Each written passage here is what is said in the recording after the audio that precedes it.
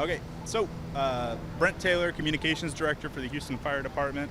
At 11:08 a.m., HFD was dispatched to 1319 Texas Avenue, and that's where there were reports of a high-rise fire.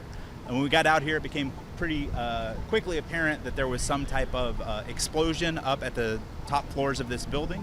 The building is under construction. We don't believe that there was anyone inside or impacted that was not a construction worker or part of the crew that was out here.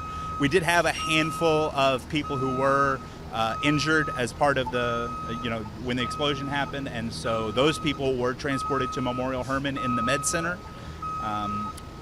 Looking forward, the area will be closed to pedestrian and vehicle traffic for the next several hours, I would anticipate, while they work to make sure the building is safe. So we're going to have Houston Public Works inspectors as well as Houston Fire Department inspectors who are going to be out here. HFD Arson Bureau will be here to determine the cause and origin, and that's what we can expect for the next little bit. How many people were injured and their extensive injuries? I'm not comfortable giving a hard number yet. I know that it was a handful of people, so several people were injured. I don't know the extent of the injuries, but they're mostly going to be burns related to the explosion, from what I understand. Do we have a cause of the explosion right now?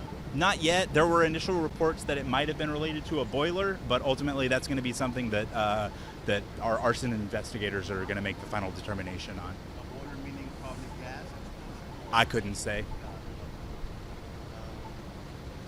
We do have Hazmat on scene, I can tell you that. So we had HFD Hazmat came out because there were the reports of an explosion, and there's no threat to anyone beyond where it is. There's no immediate threat of continued concerns with Hazmat at this point. Yep, and that's why we have the road taped off, and you see that we actually just extended the area a little bit, got out of the intersection here to give a better spot. All of our firefighters, you'll see they'll be having their helmets on and things like that. I'm gonna go grab mine as soon as I finish this. And so, yeah, we do wanna make sure that everyone is safe, that there's no secondary or tertiary injuries that may happen because of any possible debris that could fall. And these people that were hurt, were they workers or? We believe so, yes. Anything else that you think? Not yet. If you're going to be traveling in downtown, you're going to need to find an alternative from this immediate area, because we'll have the intersection blocked off.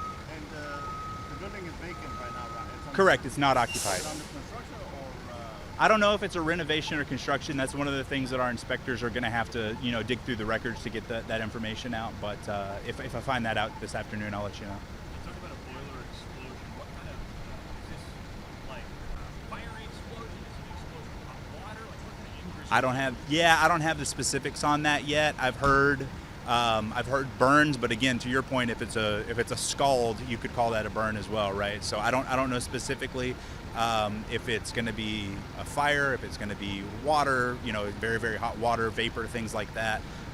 But I'll get those details whenever I can and get them to you. Not to take away from the severity of the situation, this is a hotel a building that is empty. There were no guests or at least Correct.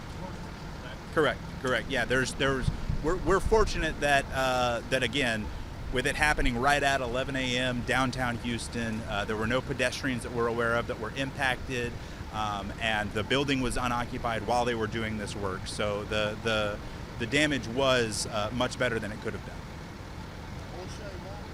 Say again? OSHA, I don't know. I haven't seen them, and that would be something you would need to talk to the property owners about.